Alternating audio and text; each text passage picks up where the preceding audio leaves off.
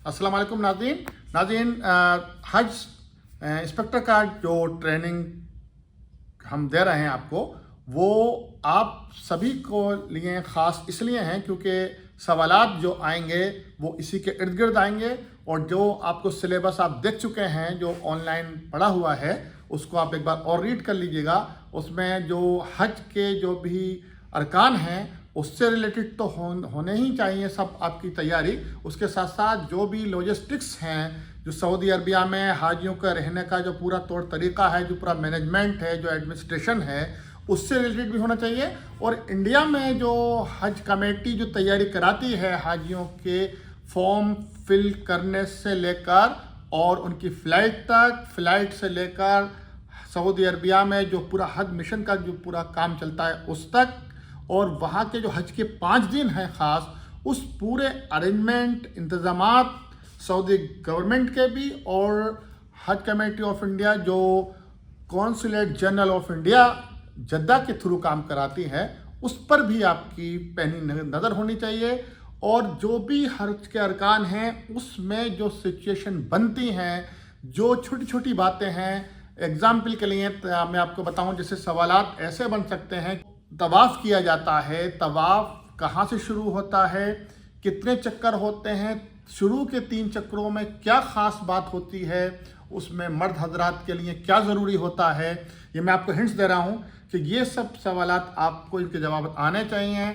और उसमें जो है रमल की बात मैं कर रहा था कि रमल क्या होता है। आपका सीधा कंधा खुला रहना चाहिए और उसमें जो एहराम है वो सीधे कंधे के नीचे से निकलकर ऊपर उल्टे कंधे पर आना चाहिए, और फिर ज़रा सीना तान कर 3 जो हैं चक्कर ऐसे लगाना चाहिए। तो ऐसे छोटे छोटे सवाल आ सकते हैं। इसी तरह जो सही की जाती है सफ़ा मरवा की, वो सही में कितना चलना पड़ता है और सही शुरुआत कहाँ से होती है, उसका एंड कहाँ से होता है। यानी कि सफ़ा से सही चलती है और मरवा पे जाके ख़त्म हो जाती है। यानी कि एक पहाड़ी मानिए ये है, ये अगर सफ़ा आप मान लें तो मरवा जो पहाड़ी है करीब, यानी कि मरवा पहाड़ी पर आप जाकर एंड होता है।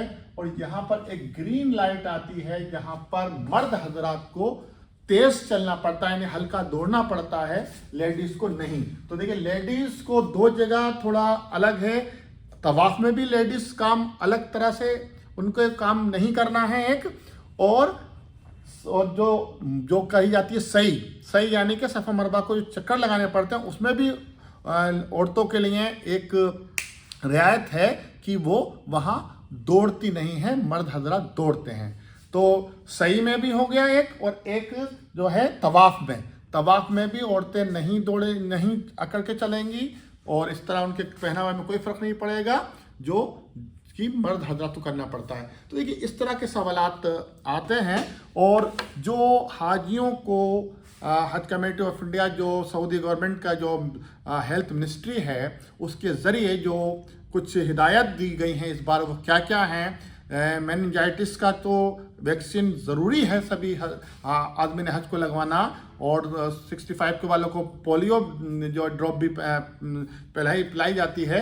इसके साथ साथ जो कोविड-19 का जो वैक्सीन है उस पर भी बात की जा रही है, वो भी आपके पास होना चाहिए किसी न किसी तरह। और अगर कोई आप किसी भी क्रोनिक बीमारी से आप पीड़ित हैं, यानी कि आप हार्ट के ऐसे पेशेंट हैं कि आपकी बाईपास हो चुकी है और आप ज़्यादा चलने में आपका सांस फूलने लगता है, या आपको मज़ीद कोई अगले ऑपरेशन की ज़रूरत है, या कोई ऐसा कैंसर का पेशेंट है जो कीमोथेरेपी ले रहा है और उसके साथ परेशानी आ रही है, ज़्यादा 3rd या 4th स्टेज चल रही है, या फिर आप जो हैं आप किडनी प्रॉब्लम है, आपकी डायलिसिस हो रही है, या फिर आपको कोई ऐसी बीमारी है जो बार बार आपको डॉक्टर को दिखाना पड़ रहा है और आप कभी भी आप बेहोश हो जाते हैं या परेशानी में मुब्तला हो जाते हैं। ऐसे बहुत ही जो क्रोनिक मरीज़ हैं, जो बड़ी लंबी बीमारी के हैं और ख़तरे से खाली नहीं है उनका सफ़र करना, ऐसे लोगों के लिए सऊदी गवर्नमेंट ने इस बार हज पर ममानियत है, वो हज पर नहीं जाएंगे। तो ऐसा भी आपको समझना है। और जो लोग और जो लेडीज़ के जो अगर वो प्रेग्नेंट हैं कोई लेडीज़ और उनके लास्ट के 3 महीने हों उन टाइम में जब वो उनकी हज की फ़्लाइट होने वाली हो तो आखिर के 30 यानी कि 6 महीने के अगर उनकी प्रेगनेंसी है तो उनको भी इजाज़त नहीं होगी हज पर जाने की। तो ये जानकारी आपको होनी चाहिए। और लेटेस्ट क्या है, कितने एम्बार्केशन पॉइंट्स हैं, अभी कौन सा एम्बार्केशन पॉइंट्स को जो है कैंसिल किया गया है, ये भी आपको जानकारी होनी चाहिए। अभी गया जो है, बिहार का जो गया है, वहाँ का एम्बार्केशन पॉइंट्स जो है कैंसिल किया गया है। क्यों किया गया है? क्योंकि वहाँ पर आदमी हज जो हैं वो जाने वाले कम हैं तो खर्चा ज़्यादा आ रहा था, लोग जो हैं इतने नहीं मिल पा रहे थे कि चार्टर विमान वहाँ पर पहुँचाया जाए, उसका पूरा खर्चा होता है। तो इस तरह की जानकारी आपको पहली निगाह रखनी है कि अपडेट्स क्या मिल रही है। और ये अपडेट्स हमारी कोशिश रहती है कि हर वीडियो में हम आपको हर अच्छी जानकारी और सही जानकारी आप तक पहुँचाएँ। ये आपके लिए भी जो SHI के लिए तैयारी कर रहे हैं या हज ट्रेनर्स के लिए तैयारी कर रहे हैं उनके लिए भी ज़रूरी है। और जो हमारे आज़मीन हज हैं उनको भी बाखबर रहना है कि हज कमेटी और सऊदी गवर्नमेंट और इसके साथ साथ जो हमारी मिनिस्ट्रीज़ जो कुछ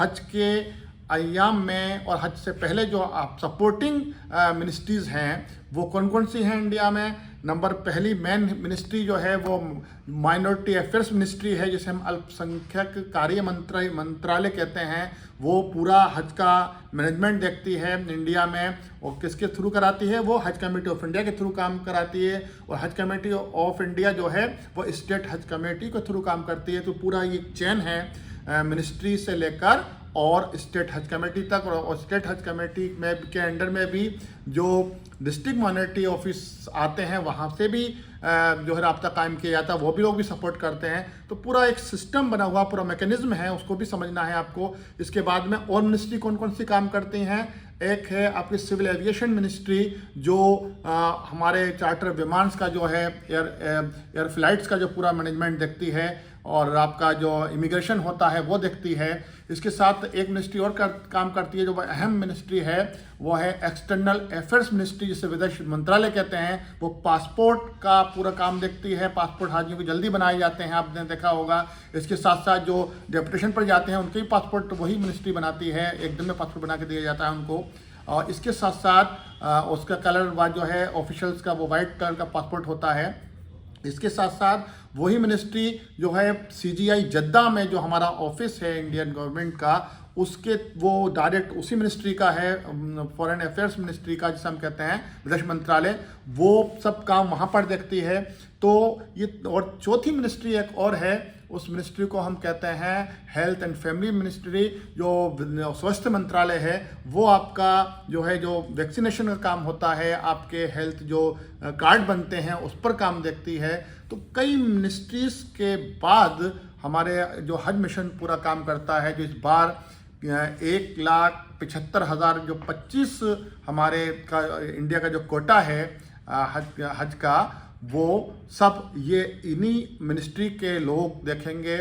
और इसमें जो यहाँ से जो डेपुटेशन पर लोग जाते हैं, जिसमें 2 तरह का डेपुटेशन होता है, एक एडमिनिस्ट्रेशन का डेपुटेशन होता है और एक होता है मेडिकल डेपुटेशन जाते हैं, जिसमें डॉक्टर्स पैरामेडिकल स्टाफ जाता है। और इनके भी फॉर्म आए हुए हैं, आजकल भरे जा रहे हैं। मेडिकल के भी मेडिकल जो मिशन है वो भी जाता है साथ में हाजियों के, और एडमिनिस्ट्रेशन के लोग भी जाते हैं। करीब 500,000 के आसपास का ये स्टाफ होता है जो वहाँ जाकर जो अलग अलग ब्रांचेस में बढ़ जाते हैं और हाजियों के हमारे जो पूरा अरेंजमेंट मैनेजमेंट में मदद करते हैं। तो ये सब आपको जानकारी होनी चाहिए।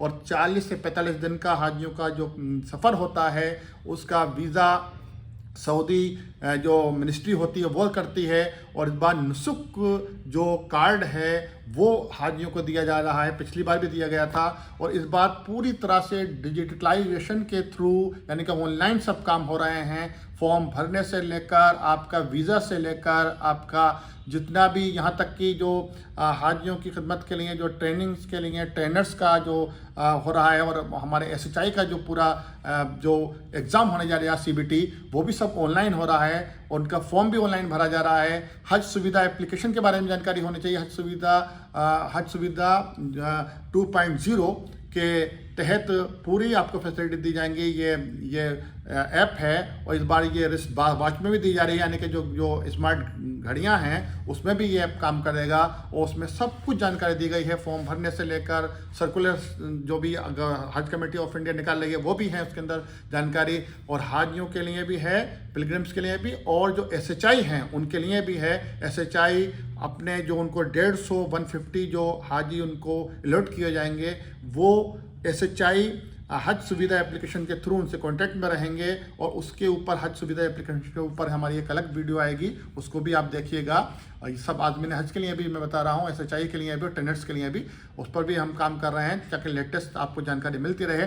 तो आप जैसे मैंने बताया जितने भी वीडियोस आ रहे हैं वो जो हज कमेटी की साइट है वो, और जो आपके आसपास जो लोग काम कर रहे हैं पिछले 10-20 साल से, उनके भी कांटेक्ट में रहकर आप जानकारी हासिल कर सकते हैं। हमारी कोशिश यही है कि आपको सही जानकारी और अच्छी जानकारी लगातार मिलती रहे, आपसे कोई सवाल छूटे नहीं।